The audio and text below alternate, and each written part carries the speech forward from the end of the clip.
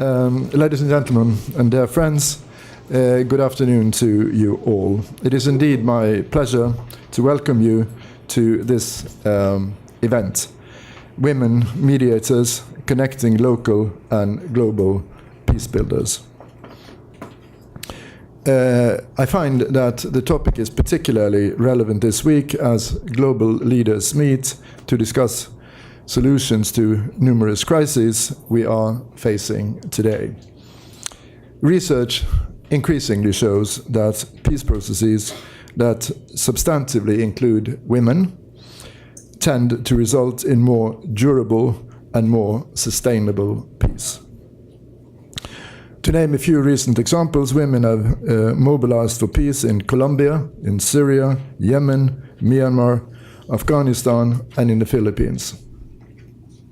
They've used creative measures to ensure their voices are heard and that their rights are respected.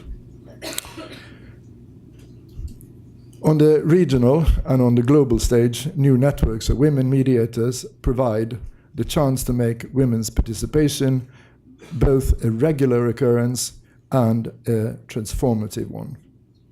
And yet, women's exclusion from peace processes continues.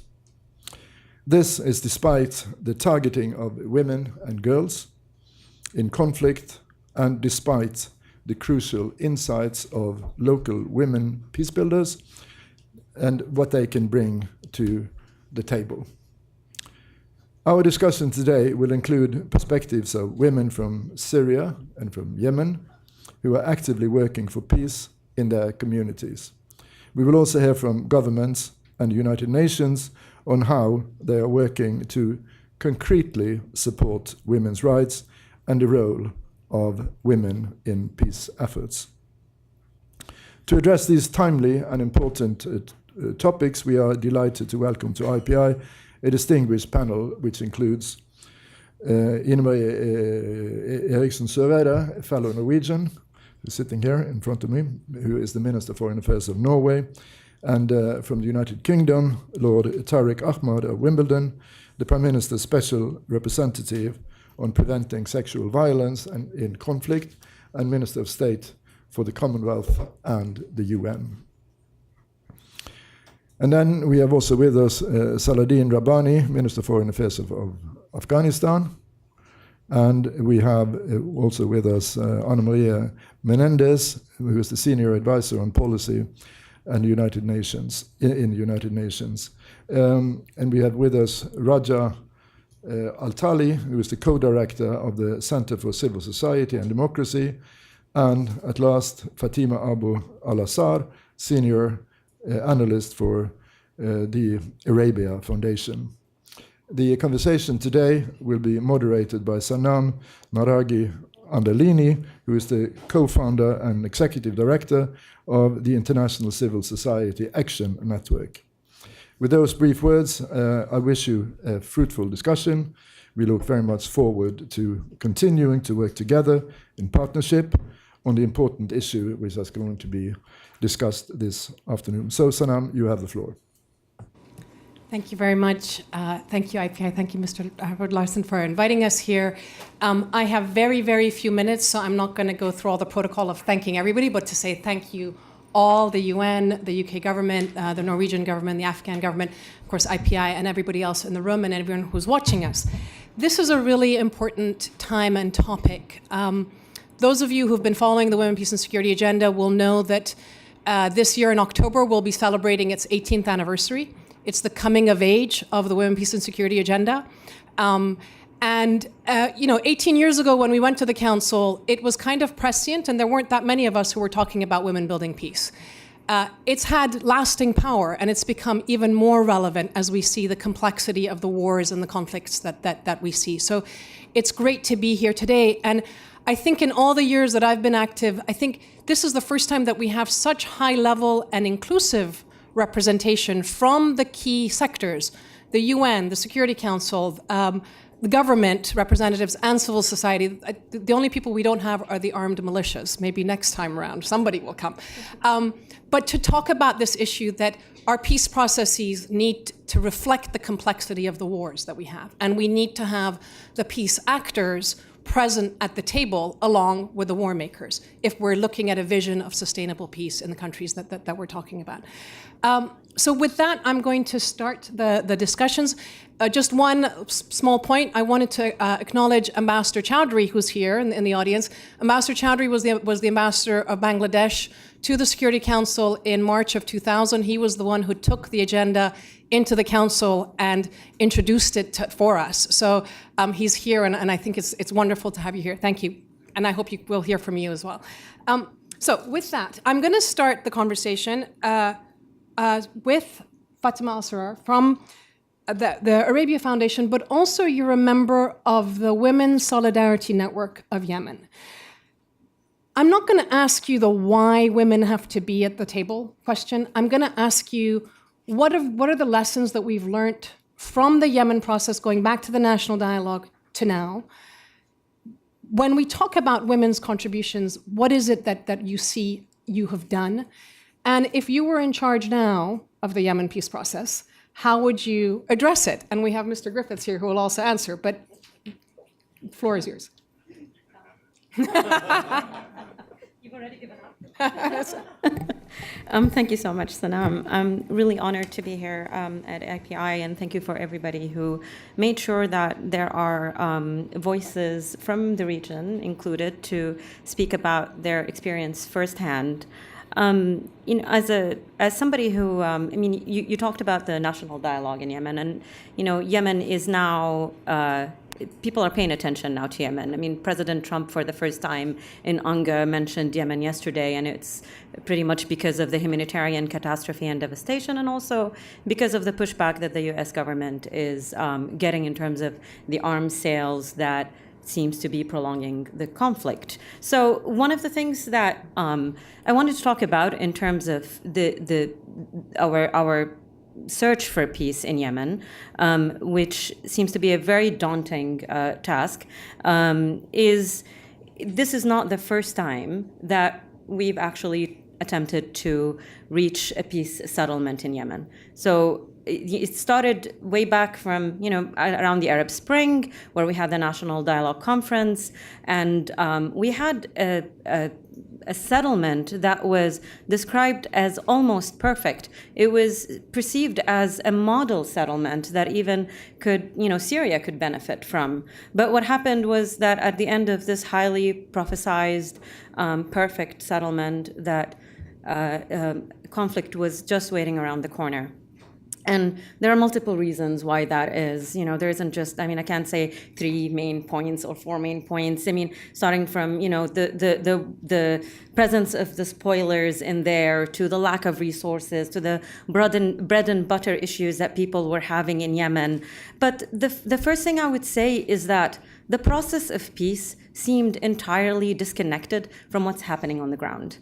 So one thing that I paid attention to when I was in Yemen at that time is that people were actively undermining peace. When we had the National Dialogue Conference, you had groups in social media, on Twitter and WhatsApp, sending just caricatures of the people who are participating, trying their best to just undermine that. And the reason for that is not because there was no communication, but I think the spoilers at that time have mobilized their population and to basically not buy into this process.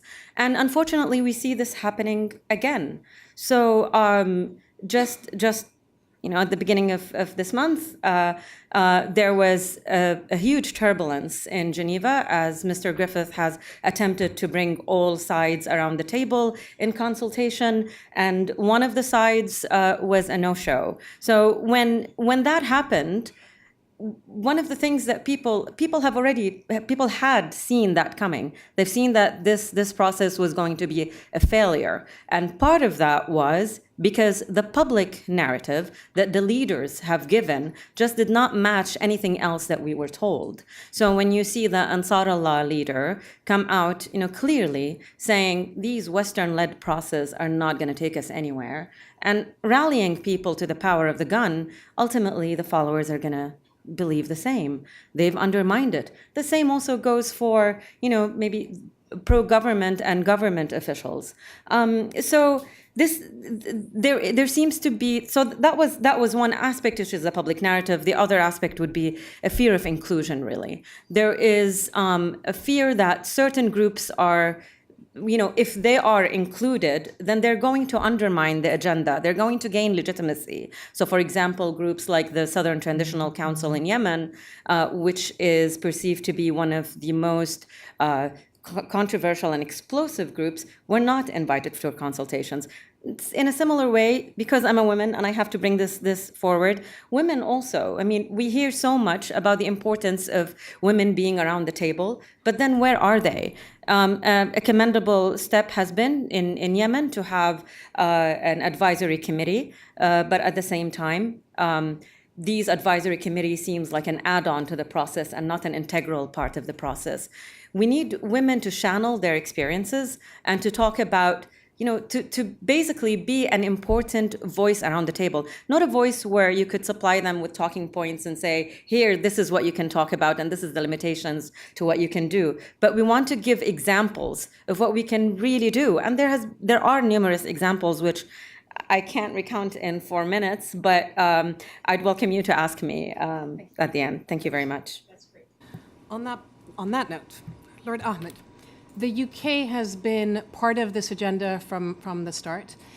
We see a tremendous kind of momentum right now building in terms of women mediators, in terms of supporting on the ground work. And of course, you're a member of P5, you're a permanent member of the Security Council. And the Security Council mandates the envoys and then gives the instructions. What do you think, how do we go from the challenge of what I call the AAA syndrome of apathy, ad hocery, and amnesia, to a CCC syndrome of caring, commitment, and consistency, sort of making the inclusion integral, not an add-on, not a last-minute thought? Thank you. Well, thank you, Sanam, and it's a real honour and pleasure to be here, and it's great to see Mr. Griffiths here as well. And I'm hoping at some point during the course of what is pretty a mad week for all of us that we'll have an opportunity to sit down and get your expert insights. But first and foremost, I think I'm delighted that in this room we're represented by, it would be true to say, and I pay tribute to the IPI, in that the world is here.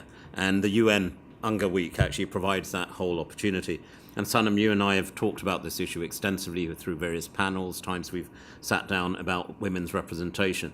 And everyone subscribes to it. But as we've just heard from Fatima as well, where does the problem really lie? 18 years on from that famous resolution, where have we got to? And when you look at the facts on the ground, it's not that by having more women involved, there'll be less opportunity to resolve conflict. On the contrary, peace deals are more longer sustaining and sustainable for the long term when women have been involved. And I totally agree with Fatima when she made the point that there's been some kind of, I would call them almost at times tokenistic steps that, we've got the peace, what have we forgotten? Oh, yes, the women, yes. What we can do is we can have them in the room. They can sort of have that advisory role. But you know what? It needs the men to make the decision. Well, if I could personalize it, first and foremost, right, what has been your personal guiding light in every facet of my life, be it personal, professional, before politics, and now in politics? My guiding light have been women. So one of the proudest badges I wear, I was in a country that shall remain nameless. They said, you're the, in Urdu it was said to me, you're the vakil of the Aurton ka vakil, which means in Urdu, the women's advocate. And I said, yeah, I wear that with pride. And we need to now move forward, recognize what the challenges and problems are by dealing with the exclusion and why women are excluded. So let's look at those and some of the reasons why. First of all, I think when I became government minister, what strikes you is the jargon. We talk about this process, the track 1 to the track 2 and the track 2.5. We really need to move away from that because I think that is a total and utter nonsense. It means very little to the people on the ground. We need to actually understand how we can go about designing a peace process which is inclusive. And when we look at the agenda of women, peace and security, which we've been proud to champion in the United Kingdom, First and foremost, it does a quite unique thing. It brings government departments together. I've been proud to lead on this agenda, but it brings together our departments in defence, our departments of development, and yes, as a minister in the Foreign Office, the departments of diplomacy, the 3 Ds, defence, diplomacy, and development. And they're intrinsic. But that WPS model of women, peace, and security wasn't some grand design. It was actually from the grassroots up. There were local examples of how integrated agendas were working. And finally, just to sort of highlight key headline problems, jargon about design, we've got a broader discussion as well. We often say, let's empower women. Women are there. Their voices exist. They're not sort of and don't have voices. It's about amplifying that. It's about ensuring that the peace processes are inclusive. The table is one table. The women are part of that process, and it is incumbent, and I make this statement very clearly and categorically, both as the PSVI champion for the British government, the Prime Minister's personal representative, in case it was lost on anyone. We are proud our Prime Minister is a woman and a second leader of the United Kingdom, but equally as a member of the P5, which Sanam you mentioned, that we have to take this agenda forward. Next year in November, we will be holding a conference in London, 5 years on since then William Hague, Foreign Secretary, now Lord Hague, launched the issue of preventing sexual violence in conflict. Now, that was a key priority for the UK government then, and I'm proud to have taken on that responsibility from William and been leading on that agenda. And we call upon partners in this room, many who we work with, on ensuring we make that conference a success. So those victims who become survivors are the most powerful advocates, and the peace process should be reflective of that particular point. And the final point I'd just make on the process. Recently, we saw in South Sudan, women peacebuilders have been fighting themselves tirelessly for a sustainable peace process. I recently visited near neighbor Sudan as well. I saw women generally excluded, and as peace missions withdraw, the role of women has gone back to what it was when the peace mission went in. That is not good enough, and we need to see change. But any peace process needs to be inclusive to women, inclusive to internally displaced people, inclusive to minorities. Only then will we be seeing sustainable peace deals. And let me assure you that we're committed from our front. Recently, in terms of our commitment, I'm also Minister for the Commonwealth. We launched at the Commonwealth Summit in London in April. We allocated £1.6 million to the launch of the Women Mediators network across the Commonwealth. Incredible women from 53 countries who have the experience, who have the expertise. As we've heard from both Fatma and San, they're there. It's about providing the opportunity. And in addition, in Yemen, and I'm sure there'll be discussions on Yemen during the course of today's panels, that we're supporting a project with UN Women to help local women make their voices heard in the peace process, inclusive. And we are lobbying all parties to the conflict there to ensure that women are at that table, that one table. And likewise in Syria, we're also helping women to be more involved in the formal peace talks, not as a second thought. Finally, if I may, I'm going to be very blunt and candid. It's all very well to talk about what we're doing, but the question is also where we're at. And I would say this very clearly and candidly, we're falling well short of our objective when it comes to achieving that truly inclusive peace process. And we need to refocus on it. I've but touched or skimmed the surface on what we've identified as some of the challenges and problems. But we also hold, with great honor and great humility, our responsibility as a P5 member on the Security Council. And I assure you, we will take that responsibility seriously. We will be having sessions with members who will be joining the Security Council in 2019 to hear from them what their agenda is. But as we were saying just before we came into the room, it's also important that as a P5 member, we discuss with the other members of the Security Council the importance of the women, peace and security and ensuring a full role for women in conflict resolution. Crucially, we also need to ensure that we connect peace efforts. Too often, they're piecemeal. They're different efforts in different regions, in different parts, and they need to connect to the grassroots, to women, to civil society. As I said right at the start, it comes from the grassroots up, and we need to ensure we play our part in making that happen. And I give you this assurance. We may not achieve that ultimate goal in a day, in a month, in a year, but we as a United Kingdom working with international partners will never give up. Thank you. Thank you very much. I'm going to move things around a little bit because Mr. Griffiths, the envoy for the Secretary General's envoy for Yemen, is in the room, and he's going to be leaving us very soon. So the floor is yours to respond or to just to comment on what you've heard so far. Thank you. I just want to make 3 points, really, picking up the first point from Fatima. Very, very difficult times we've been having to get women into the formal peace process. Very difficult times we've been having to get the South into the peace process. The reason is because the parties, there are 2 of them, threaten to walk, if not on the women, but on the South, actually. So, I mean, we keep going, we keep trying. All the things that we've heard today are true. But I think there are 2 extra things that I feel quite strongly about that we can, should, and will do.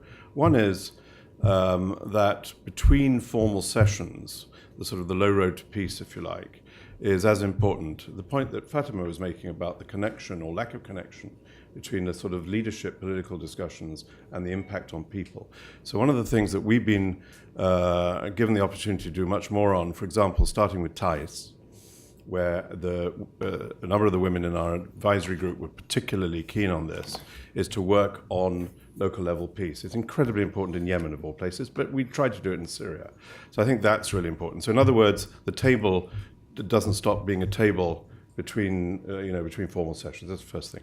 The second thing, and I'm hoping that we can do this with the mediation support unit's help, is something that I wanted to do for a very long time and never had the opportunity or the money, and that is to use social media as a basic weapon for inclusion.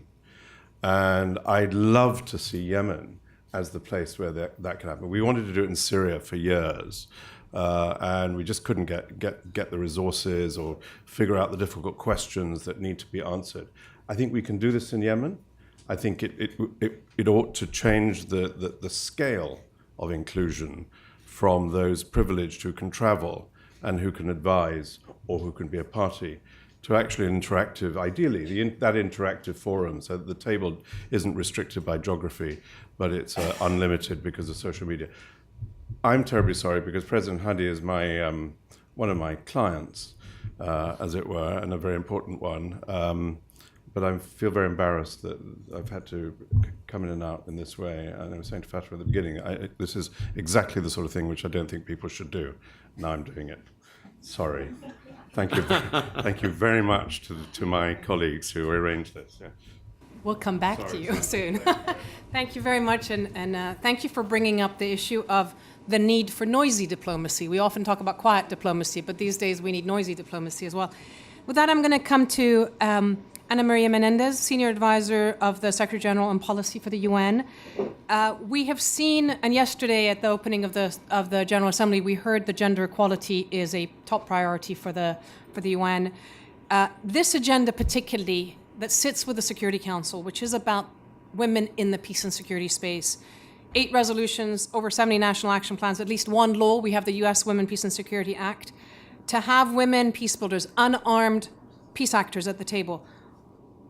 When and where, what is the UN's responsibility to ensure that this agenda becomes systematic, that it becomes integral? What are if you could sort of, if you were, again, you are in charge, but if you could really enable this to move past the inertia that we've had, how do we make it more systematic? That the voices of people like Fatima become standard practice in the way we design peace processes and in the way that the UN holds its own staff, its own envoys accountable and in its interactions with the Security Council. Sorry.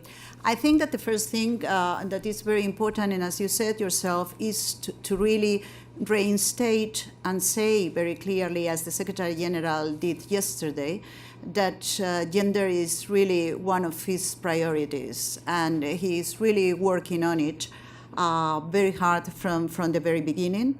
And he has said many times, and he said yesterday, that the issue of gender equality has to do with empowerment. It is a question of power, and that unless women reached the power that men has had, traditionally, then we are not going to get there. And I think that this applies to every field and applies certainly to the issue of mediation. So I think that this is the first thing. Second thing, I think, is that the Secretary General is really walking the talk, and he has appointed, as you know, many women. We have a gender parity strategy. He has appointed, we have already this parity at the senior management group and at the level of the resident coordinators in the field. That's very important. And in recent times, he has appointed 3 women in senior mediation roles. So I think, again, that this is a practical example. We are also working on the issue of prevention, the prevention agenda of the Secretary General, which obviously has a very strong component of mediation. And there is a high-level advisory board on mediation, as you know, which has the same number of women and men. This is important because this is not only composed of eminent personalities, which is the case, but it's also the case that what is important is not only their role, but also their connections and the possibility of these persons to mobilize networks of women in the different countries or regions where they are particularly attached to, and also the grassroots. The minister of the UK mentioned the women mediator network of the Commonwealth. There are other networks of mediation. I think this is very important. There is the Nordic Women Mediators Network. There is the FemWise in the African Union. There is the Mediterranean Network. And we have the privilege to be hosted by the Minister of Norway here at a meeting in Oslo in March, where all these networks were together. And the idea is to have an alliance. And this is not only, and I would like to say this as a formal process to have this, but actually to help really women to access these sort of talks. And especially at the table, because we know that women are already playing very important roles as mediators, but not in this, I know that the minister said that this is no longer, let's say, very current, but track one, right? As we used to say. So I think that this is also important. So I think that we are already doing things at all levels. But the responsibility is not only of the UN. I think that we need to take into consideration also what member states are doing. I think that as the Global Study on Resolution 1325 noted, those member states which are financially or otherwise backing and supporting processes should also use some carrots and sticks, I think. So sanctions and incentives to make sure that the parties really are going to take women forward. Okay, so we're going to do a little bit of a quick turnaround. Thank you very much for the opportunity. Actually, before we finish, one example of how women in Yemen have been so practical in what you did. We didn't give you a chance to say that. Oh, well, thank you.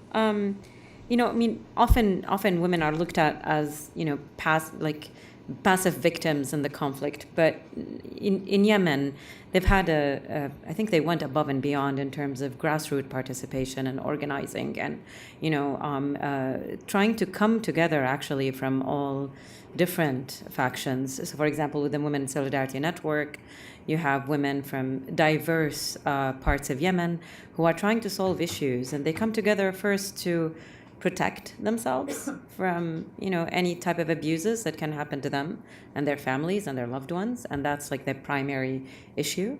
And they also want to educate and raise awareness in terms of what they're doing and how they can strengthen how they can strengthen their participation and become aware of their rights. And ultimately, they want to support the peace process. What often happens is that governments, other factions, are often scared of women because it doesn't come with we don't have a clear agenda in terms of, supporting this faction or that faction. And this becomes very scary And often when women are requested to participate, we'll be giving, speaking notes that you have to stick to, or can you please tell us what direction you're going to. But this is where it's very important for people like Mr. Griffith and other international actors to say they cannot continue to be an add-on to the process, and the voice is integral and has to be included. So in some ways, I understood Mr. Griffiths when he said both parties threatened to walk. And I can guarantee that if you mention to our Yemeni delegation, the internationally recognized one, that you have to have a quota of women, they'll definitely walk. But you have to somewhat hold the parties accountable, and you have to somewhat encourage them. And yes, it's carrots and sticks. And women need to be, sort of like, there's so many ways, I got in so many examples of how much Yemeni women were able to actually mediate conflict amid the current situation of violence, whether it's, conflict over land. There was a dispute that was outstanding for 10 years that a leading Yemeni woman was able to solve, or, a water resource problem that a woman heading an organization was able to fix and avoid conflict. These voices, these efforts need to be channeled back effectively into track one, as you have mentioned, and we just cannot being outside of this process will definitely continue to undermine the process. There's nothing that showed that, when you have women, then the process will fail. So, thank you. So, the power of caring is how I would say it. Power of caring versus caring. Absolutely. And it's a resilient power as well. Thank so you. we have to capitalize on that. Thank you. We're going to thank this audience, this panel, and move quickly to the next one. Thank you very much. And I'm going to start this panel with our first speaker, who is the Foreign Minister of Norway. Norway has not only championed the idea of inclusivity at the peace talks and at the grassroots, but you've actually done it very quietly in places like Colombia and the Philippines.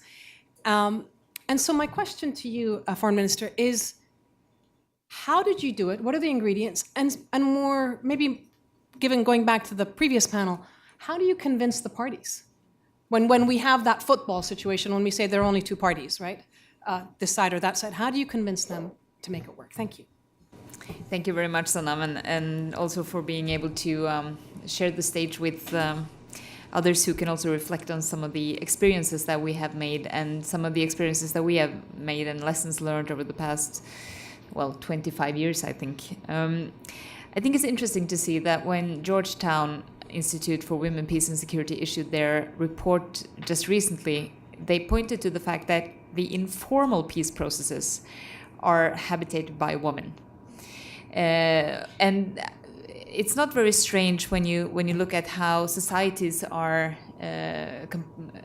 what societies look like. But when it comes to the formal peace processes, women are almost not there.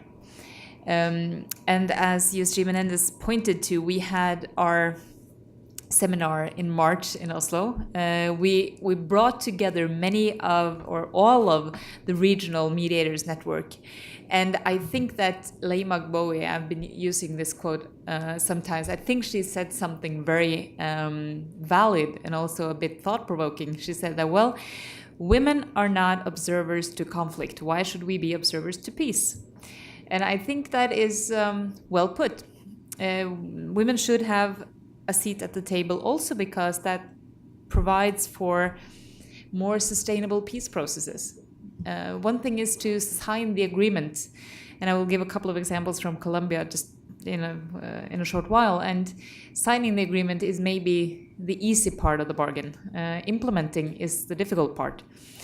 And that is why it's so important to have also sustainable networks and organizations who participate in everything from the peace negotiations to the implementation. When we gathered the networks in Oslo, one of my hidden agendas was it was not so hidden, by the way, it was quite obvious, was to convey a message that it wouldn't be possible for anyone anymore to say that, yes, we would have liked to have a female mediator, but we couldn't find any. Because we showcased all of them, all the networks, and we're hoping to form a global network in 2019, hopefully. But we have been inspired from many countries and many regions who have done this.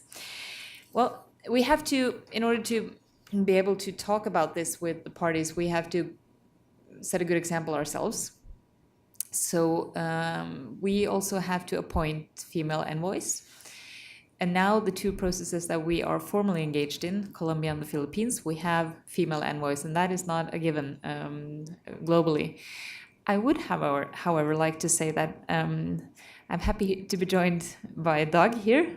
He is heading the Department of Peace and Reconciliation in the ministry, but he was the one facilitating the Colombia talks. So, Dag, you can stand up. You're a man among women now, and he can also give more details of things if there is any interest later on here on especially the Colombia process, which is quite exciting. And I think that when we look into the two factors that was, I would say, successful in Colombia, there were two. One was our long-standing support for women's organizations. Because if you are serious about having women at the table, you have to support grassroots movements, you have to do capacity building to make sure that women can take a seat at the table. And in the case of Colombia, it was especially interesting that much of the engagement also came from grassroots movements who wanted to take a seat at the table, and which meant that women and the parties themselves formed a subcommission on gender consisting of women from both parties. And their issues was raised into the negotiations and was part of that. We did the same thing actually with victims of violence. It was two sides of the same coin. So we saw that it was helpful, but we also saw one other aspect, and that is when you include women in negotiations, in peace and mediation efforts, that could also provoke some parts of society. It is not a straightforward issue. So one has to bear in mind that it can be provocative to some, and to make sure that one can mitigate the risks of this being very provocative. Secondly, we also worked with the parties. We cannot impose anything on the parties. As a facilitator, we cannot impose anything, but we can do small, gentle pushes in the right direction. And our experience is that it doesn't really matter too much how you include women, what kind of model you choose, as long as you include. Which means that in different peace processes, you can find very different models for doing this. The point is to do it in one way or the other. And we generally found that when introducing this topic and making these gentle pushes, the interest-based approach was the most effective one. And that's also, I think, the approach that has shown the greatest success after the agreement is signed and when it's supposed to be implemented. I don't think I should spend much more time in my introduction now, but just add one thing, and that is when we enter into these discussions from Norway's side, we always do it on the invitation of the parties. We couldn't do this and we couldn't be successful if the parties did not agree to this. That also gives us sometimes a bit of an upper hand because we are invited by the parties and we can use that leverage to say to parties that, well, we would be happy to do so, but we would also like to encourage you and challenge you to include women, to include minorities, indigenous people, and other groups that are specifically relevant in certain cases. So I think that given the fact that we are given a role, and whenever we have something to contribute, I mean, we don't always do that, but if we have something to contribute, we can also, in a way, set the conditions and the frameworks around it to a certain degree. And we do that, and that's where this aspect comes in. Thank you. That's very, very helpful. Thank you. Deputy Minister Raz, Afghanistan. We've talked a lot about the parties. You represent a party. And I have to say that when we look back, Afghan women are probably the most extraordinarily courageous, resilient, committed people I know that I've come across over all these years. So negotiations are underway. What is the government doing to make sure that the voices of your grassroots and women's organizations and the peacemakers are at the table? And also related to that, how do we make sure that we are protecting the peacemakers, right? Because when you come out to be a peacemaker and to talk to different sides, everybody accuses you of being a traitor, right? And so how are we making sure that we are protecting our peacemakers? This is a problem in Afghanistan. It's a problem, frankly, everywhere right now. So thank you. Thank you, Sanam, for the floor. You said it very well. I think Afghan women are the most resilient women I've ever seen. It starts from my own family, from my own mother and friends and family I've seen. The measures that the government, the party that I represent as the government, has taken is, first let me do a little bit of clarity, is that luckily as an Afghan woman, when I look into our government and especially at the political leadership, there is a strong commitment. There is a strong commitment to make sure that women, not only at the peace table, but overall at the government leadership and in the decision-making bodies, they are involved. And that includes in the peace process as well. So right now we do have a woman at the High Peace Council. She is the deputy. And we also have about 12 women as an women representatives with the advisory board of the High Peace Council. And at the same time, we also have a woman representation, meaning one woman from each provinces who also have a seat at the High Peace Council. But saying that, I'm not going to say that that is enough. Absolutely. At the government, at the political leadership, we absolutely agree that's really a small step forward. But one thing I realized, and especially reflecting on what I was hearing, I think there is one distinction we have to make, especially in the case of Afghanistan. The willingness from the government to make sure, or from the policymakers to bring them on board. And there is also the traditional and the cultural barriers that women need to cross. I think we have done well and we're doing well in terms of the first one, which is that political commitment from the government side to bring women on board. But on the cultural and traditional barriers, we still are pretty behind, despite a lot had been done and a lot of women have come forward in the last 15 to 17 years. For instance, I'm just going to make examples. We have about 25% of the parliament should be women. At the same time, in the last 15 to 17 years, the role of civil society, strong women have came out of that, amazing voices. The free media, and a lot of women work in that area.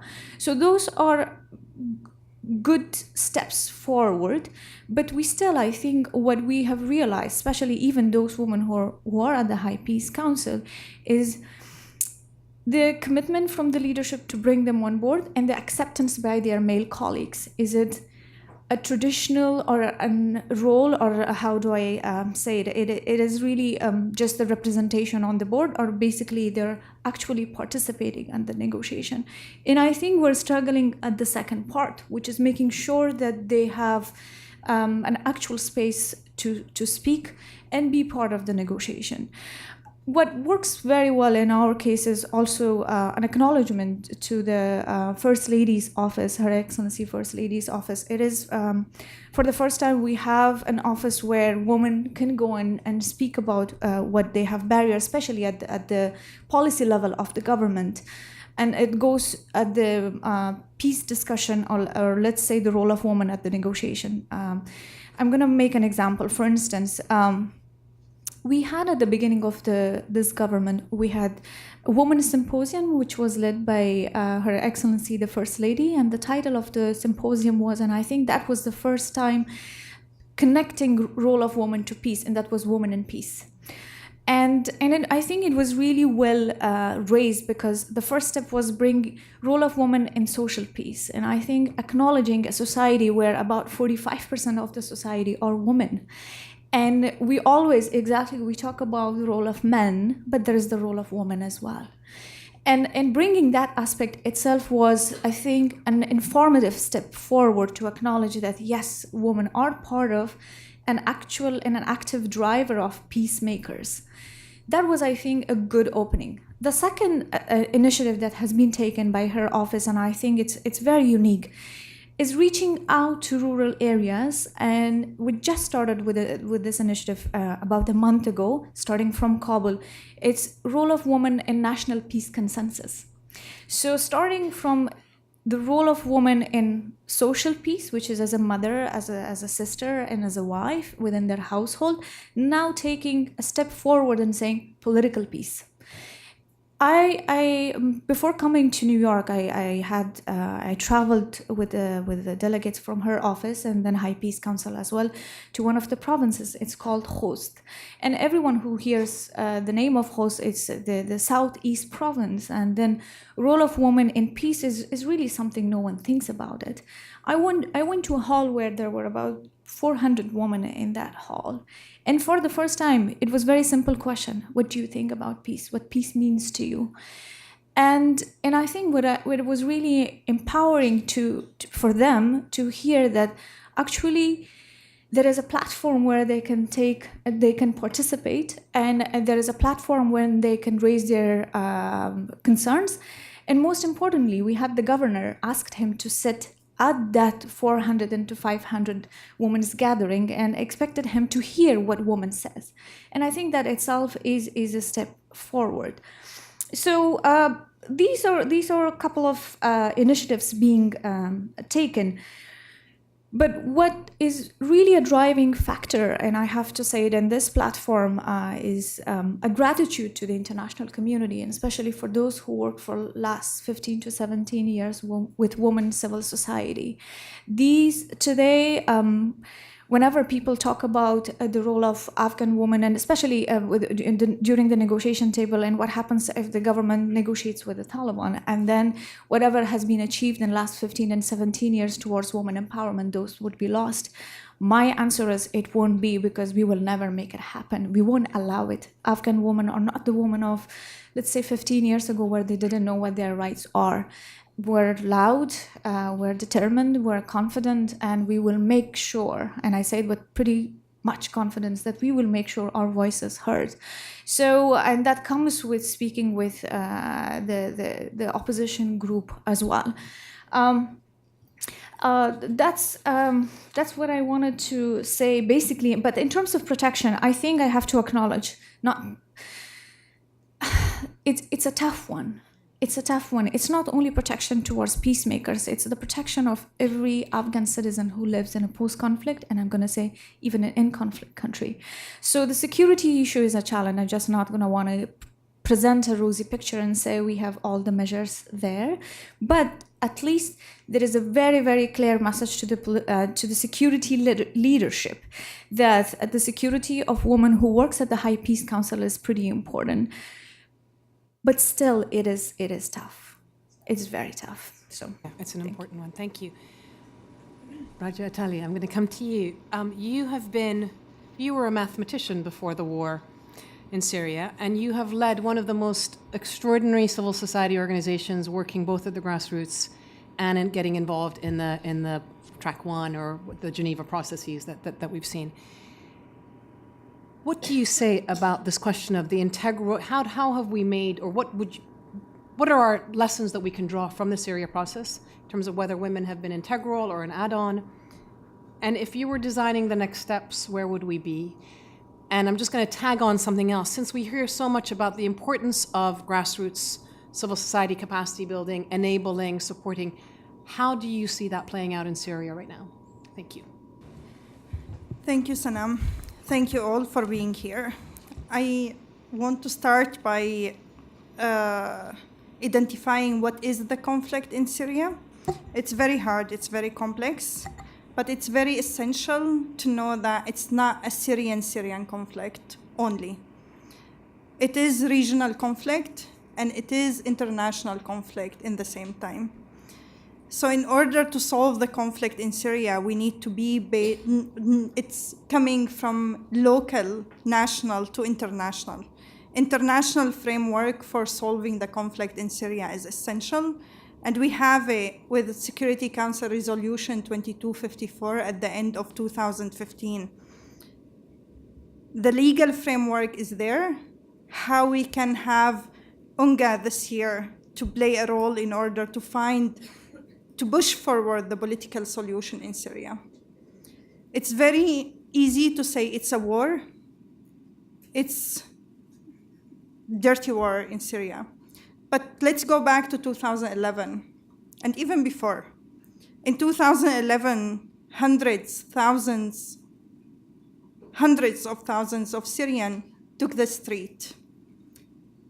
They want to get rid of oppression, of dictatorship, of being detained and arrested and tortured. They want their dignity. And we are not able to solve the conflict in Syria if we don't address those root causes. It's not only peace is important, sustainable peace is important. And in order to achieve sustainable peace, we need to make sure that justice is there. When we talk about inclusion of women, it's justice issue. It's not only women inclusion or civil society inclusion. And we are not achieving sustainable peace without having justice in Syria and elsewhere. I will focus on Syria. So we talk about local to global. What's happening in Syria, in the local community, it's the same what is happening in the international framework, the same. There's no legal framework, there's no resources, and there's no protection. Those are the three issues that in each conflict, we are facing the same issue on the local level, on the national level, and on the international level. Who is protecting the peacebuilders who wants to be involved? Who is really making sure that the resources is there for people who are ready to take the risks and they want to stay engaged and they want to build their country? They want to have a political transition. What we learned from Syria, the Syrian woman, the Syrian civil society fought very hard for 4 or 5 years in order to be engaged in the political process. Beginning of 2016, 2 new mechanisms were established: the Women Advisory Board and the Civil Society Support Room. Both mechanisms are advisory role. Lord Ahmed was sitting here. He said it's not important to be advisory. We decided as collectively, women and civil society, that we will take the step, we will take the space, even though it's not enough. We know that we want direct participation, but we decided with all the criticism that, like, who decided to be involved, we took the step in order to have a step further in participation. But we need the legal framework, we need the protection to be there, and also we need the resources in order to make sure that it's not the same fight again and again and again in Syria and in other places in the world. Maybe just to finish, in Syria, one of the issues that will be forgotten, I hope it won't be, and I think with the help of women and civil society, it won't. The issue of detainees. When I was 12 years old, my father was arrested. For 9 years, I spent my teenager's life waiting for my father to come back home. And he was arrested, detained, kidnapped, maybe we can say as well, tortured in different security forces, different prisons in Syria. Before 2011, I thought no one knows about it. This is why no one is making anything about it. What's happening now, the whole world knows what happened about the Syrian detainees in the security forces. And there's no reason that we cannot do anything about it. And without solving the issue of the Syrian detainees, we are not even able to make sustainable peace. we always count how many people were arrested, how many people were killed. It's very important to know that with everyone who is killed or arrested, there's family and there's member of people that they have very hard life to get by only what happened with their loved one. Thank you.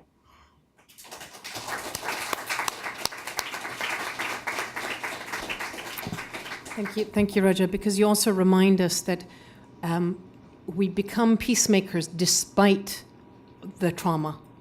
Or maybe because of the trauma. We don't want it to happen to other people in the future, but it's not that we don't understand what the pain and the suffering is.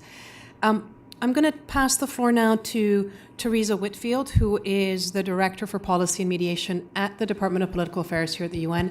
Mediation work sits with you. The mediation support unit is there. How is DPA, or how, from the UN side, when we talk about systematizing, when we talk about making women's civil society participation integral to the process, where do you come in? What sits with you and what sits with other people in terms of responsibility? Thank you, Sanam, and thank you all for excellent contributions. I think what I wanted to say follows on very directly from the points we've heard earlier. Where I'm sitting, it's mediation support. And we have a gender, peace and security unit, my colleagues here, and a mediation support unit, and they work very closely together. Where we sit in DPA, and I think I wanted to encourage both the kind of top-down pressure from the Security Council. There are commitments that we have to report on which have been hugely helpful in driving this agenda through the Secretariat, through our special political missions, bringing it to the attention. Some of our envoys, I'll be honest, would be more prone to thinking about this at a higher order of priority than others. So the top-down pressure from the Security Council, but also our work with UN Women, with civil society outside, and knowledge of actors in the field is really important. I think a couple of points I wanted to make on how it looks practically. It's not a surprise at the moment that most of the mediation processes we're engaged in are incredibly difficult. We heard today Yemen, Syria, Afghanistan. I think also of Libya, where the UN is in the lead. And I think the add-on rather than integral question is absolutely critical. The Syria decision, or the kind of devices that what we heard from Martin earlier on Yemen, is we have to be incredibly creative when the front doors are shut. Sometimes from outside, it's easier for those who are not so familiar with mediation process just to say, why aren't the women in the negotiating delegations? You're the mediator, tell them that they have to be there, and it doesn't work. Even in the Colombia case, which I will venture to speak of because I know well, I work with DAG on it, when the subcommission was formed from a number of women's organizations in Colombia, there was a sense that this was a tokenistic thing. It was a subcommission in the FARC's very hierarchical. The secretariat of the FARC is all men. The top woman commander wasn't in the secretariat. All the men on the Colombian government, all the decision makers were men, and it was an incremental thing that grew and became incredibly powerful because of the force of the women at that subcommission table and because of the pressure from below. Similarly, not similarly, but a kind of parallel, we have to think of creatively about add-on structures or ways in or consultations. Even in Libya, the process of consultations on the National Conference, which the HG Center was doing for the UN, reached out with an approach that was inclusive in terms of political orientation, in terms of geography, and reaching out to women, and was able to do consultations with, I think, 7,000 people in 76 different events and 25% of women, which isn't as high as we might like it, but in a Libyan context is very high. So we have to be creative and recognize that it will be incremental. And now with the discussions about the formations, Staffan de Mistura briefed the council last week, many of us will have seen about the composition, 30% composition of the constitutional delegations for the consultations. So it is incremental and we're in it for the long term. Finally, I wanted to say particularly to kind of member states out there, I think the minister's point about beginning early and building those relationships, and it's something that we all need to do, and it's something that can be done away from, it's relatively easy to have meetings in New York or meetings of the mediators networks to talk about, yes, women in mediation, but we need to build those relationships early so that a sort of gendered analysis of the conflict is available, the women are ready and primed to move in, and that they're known to the international actors who come in. One final point, it's not mentioned, it's a harder thing to talk about, but in our mediation support work, we put a huge amount of importance on a kind of gendered approach to the mediation support and making sure that in every aspect of the mediation support we provide, whether by men or women, and the standby team has gender parity, and my own division has terrible gender unparity with way too many women. So we're not doing too well on the gender parity strategy there. But that every element of mediation support, it's a professional thing, and it has to come with a gender-sensitive lens through it. Thank you. Thank you very much. I don't often advertise our own work, but if you want to look at gender analysis or tools or how women are primed, ICANN's Better Peace Initiative, this is something that we're doing. We have all sorts of material on our website, ICANN Peacework, and back there, and cartoons and tools and anything. So it's done. We have it, and we're very happy to share it. I'm going to ask Ambassador Marriott Sherman, head of the Task Force for the Security Council of the Kingdom of the Netherlands, to give us a few thoughts. You were also the former SRS chief for Women, Peace and Security at NATO. What's your experience in terms of the top-down, bottom-up? How do we make this sustainable? And as I said, to me, it seems that the key point here is integral, not add-on. Thank you. Absolutely. Thank you, Sanam. It's such a pleasure to be here. Many familiar faces around the table. And just thank you to allow me to speak on behalf of the Dutch government, the government of the Netherlands. I think one of the key things that were raised today, how do we make this a structural thing, and what is our responsibility as member states of the United Nations, subscribing to 1325, to make this a structural thing, that women are at the table at all levels and not at add-ons. So first of all, I would like to pay tribute to all those resilient and courageous women that we heard today, Afghanistan, Syria, Yemen, and also thank you, Minister, for your consistent support, and Sanam from the start. From our perspective, what we try to do, I think, is to, in terms of facilitating the voices of women at the table at all levels, it's one way we're doing it is through our National Action Plan budget, which has a budget. We're fortunate to have a National Action Plan with a budget. Our third National Action Plan to support through civil society in the Netherlands with their partners in our 8 partner countries, precisely the facilitation of participation at all different levels, also in Syria, in Afghanistan, in Yemen, through mediation support, through capacity building, through community consultations, but local level, national level. What we also do is provide training through our the Klingenau Institute to female mediators. And finally, during our 1 year in the Security Council, what we've been trying to do is to make sure that the voices of women are heard. And this is a collective effort, and I'm really proud to say that I think Sweden really has started it last year. The UK has built on it. We came in, and it's now structural that we have voices from the ground, and particularly female voices at the table. And we are particularly proud that we managed on the 8th of March to get a Security Council session which adopted the new mandate for the UN mission in Afghanistan, with 9 out of 15 hands up from women, which I think is a historic high, but even more so that the new mandate for the UN mission in Afghanistan really has the Women, Peace and Security Agenda 1325 mainstreamed and highlights the importance of participation, equal participation, meaningful participation at all levels throughout the mandate. And we got that adopted anonymously. We were very proud of that.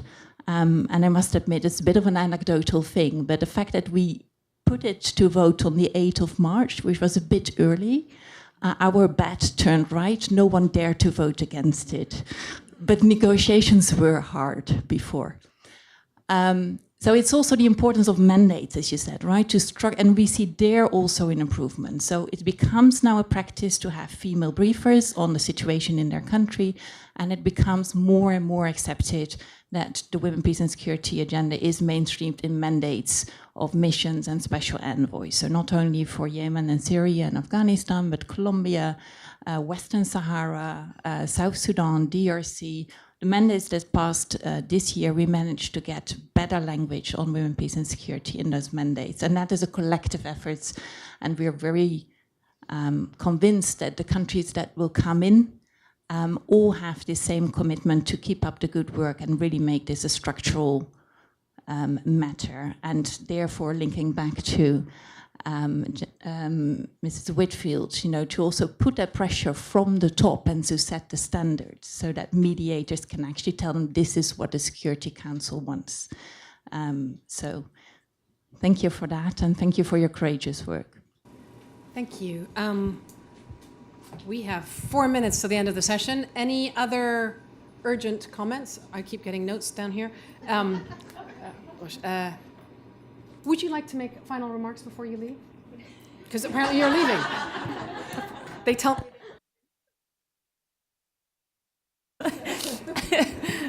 That was quick.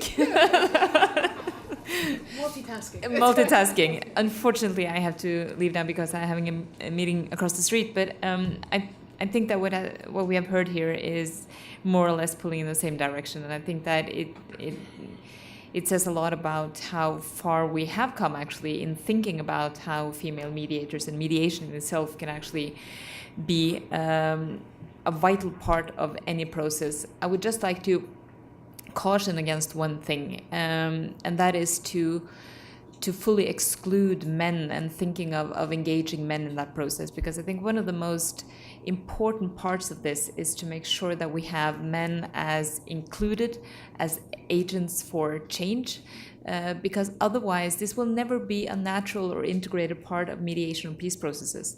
And I think that what we have seen in the processes that we are engaged in, either formally or informally, is that the aspect of thinking that it's either or is not very conducive. We have to think both men and women, and we have to think that this is a natural path. For the last minutes, if I may, I would like to ask Dag to take my seat, if there are any questions for him.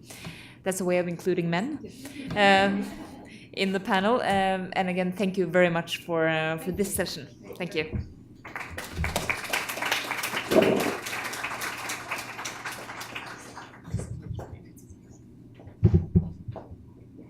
Questions, comments before I wrap up? I have 1 minute to wrap up. So any questions for the Colombia process? And everyone's kind of stunned into silence. No. Would you like to say anything about how it was in Colombia? Sure. Thank you very much, and thank you to the minister for asking me up here. I think as both the minister and Teresa has outlined, the inclusion of women and the gender issue in Colombia worked out quite good. It was we started carefully, and then eventually gender became a central issue for both delegations and all the way to the top of both delegations. And then, obviously, as the minister was saying, we have to be smart in how we include gender. In Colombia, parts of the audience, the Colombian population, reacted negatively to the inclusion of gender language in the peace agreement. Could we have done this differently? Yes, we could have been smarter in how to include the gender issue in the peace talks and finally in the peace agreement. But sitting here and saying that tells us that we have come quite a long way on this agenda on 1325. Thank you. I always say that when you get the backlash is when you know that you're challenging the status quo in a very effective way. I've been told that we have to have a hard finish, so I'm going to finish with 10 points because I like, symmetry. Number one, it's integral, not an add-on. I think that's the most important message that we have. Number two, it looks different in different places, and we have to be smart about how we do it. But the issue of having women's voices, and specifically women's peacebuilders' voices, at the table is no longer a question. It just must be done. Three, the mandates. Mandates matter. All mandates, all the time. I remember working at the UN when the mandate had it, and then the second mandate didn't, and they got rid of the gender advisor. All mandates, all the time. Incremental but consistent. Early with the expertise, the gender analysis, the trainings, and so forth. That's point number 5.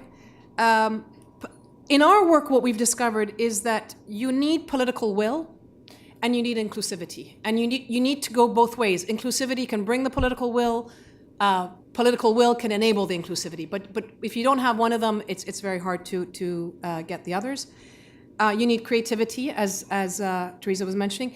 And then the question of noisy and quiet diplomacy. Right, social media is out there, so actually talking about what people are bringing to the table or why peace processes are difficult, I think is important. Budgets, money for organizations on the ground, money to be creative is important. And then finally, the question of men as agents of change and our partners. My only small point would be that women always include men. All the women peace builders I know always talk about the men in their communities, their boys and their sons and their so forth. This agenda helped us humanize. So now we have a men peace and security agenda. We have a youth peace and security agenda. So gentlemen in the room, please, you also be inclusive of the voices of women and give them the access to those hidden networks that you often have that women often don't have. So with that, I'm going to thank IPI. I'm going to thank the government of Norway and the UK and the UN and the government of Afghanistan and our colleagues from Yemen and Syria for coming and joining us. I hope that we will continue not only the conversation, but actually the practice on the ground. Thank you.